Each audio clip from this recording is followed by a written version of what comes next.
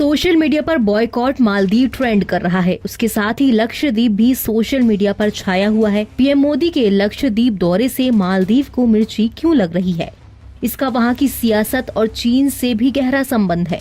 PM Modi के लक्षद्वीप दौरे से मालदीव क्यों चिढ़ गया? ये जानने से पहले ये देखिए कि मालदीव की एक मंत्री मरियम शिवना ने पीएम मोदी के लिए क्या कहा। मरियम ने नरेंद्र मोदी के लिए जोकर और इजराइल की कठपुतली जैसे शब्दों का इस्तेमाल किया। मरियम ने पीएम मोदी की तस्वीर पर लिखा, ये क्या जोकर है? इजराइल के कठपुतली मिनिस्टर नरेंद्र गोताखोर लाइफ जैकेट के साथ। हालांकि यूजर्स के कड़े रिएक्शंस के बाद ये पोस्ट एक्स से हटा लिया गया। मालदीव के नेताओं की भाषा पर भारतीयों के साथ साथ अब वहां के पूर्व राष्ट्रपति मोहम्मद नशीद ने भी विरोध किया। मोहम्मद नशीद ने अपने ट्वीट में लिखा कि मालदीव सरकार की एक प्रतिनिधि मरियम शिवना कितनी भयावह भाषा बोल रही हैं, वो भी एक ऐसे खास सहयोगी देश के लिए जिससे संबंध मालदीव की सुरक्षा और समृद्धि के लिए जरूरी है। मुइज्जू सरकार को इन टिप्पणियों से खुद को दूर रखना चाहिए और भारत को साफ मैसेज देना चाहिए कि वो इस तरह की नीति को प्रतिबिंबित नहीं करते हैं। मोहम्मद नशीद को अब भारत की तरफ से झुकाव रखने वाले नेता के तौर पर जाना जाता है। उन्होंने हमेशा भारत को दोस्त कहा है। तो इससे उलट मालदीव के मौजूदा राष्ट्रपति मोहम्मद मुइज्जू चीन के सपोर्टर माने जाते हैं और उनकी नीतियां भारत विरोधी देखी जा रही हैं। मालदीव में चुनाव से पहले मुइज्जू ने एंटी इंडिया कैंपेन किया तो लग रहा था कि चुनाव जीतने के लिए मुइज्जू ये हथकंडे अपना रहे हैं।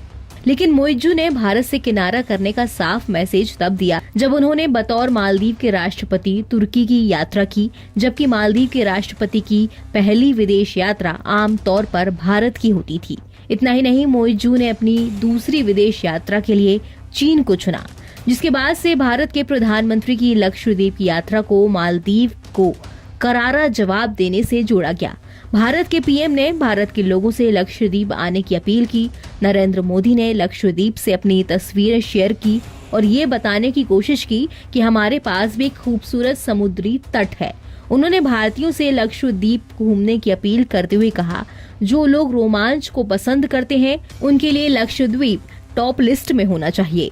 दरअसल मालदीव की अर्थव्यवस्था ज्यादातर टूरिज्म पर टिकी है। ऐसे में उसके लिए भारतीय टूरिस्ट सबसे ज्यादा अहम है। इंडियन एक्सप्रेस के मुताबिक साल 2021 और 22 में 2,91,000 भारतीय मालदीव घूमने पहुंचे थे, तो वहीं साल 2023 के जून महीने तक 1 लाख भारतीय वहां छुट्टियां मनाने जा चुके हैं।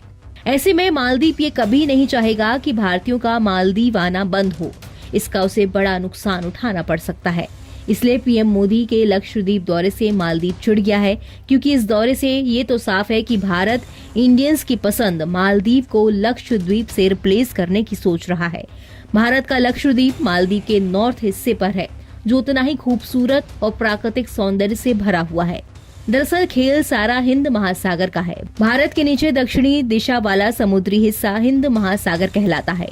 चीन की इस पर कई दशकों से नजर है। भारत की घेराबंदी के लिए वो यहाँ स्ट्रिंग ऑफ पर्ल्स को लगातार विकसित कर रहा है, तो जवाब में भारत भी नेकलेस ऑफ डायमंड पर काम कर रहा है। इसी लिहाज से हिंद प्रशांत के बीचों बीच बसने वाले छोटे से देश जैसे मालदीव को चीन अपने पाले में लेने की कोशिश में है, ताकि इस क्षेत्र में वो अपना प्रभाव बढ़ा सके और भारत को घेर सके।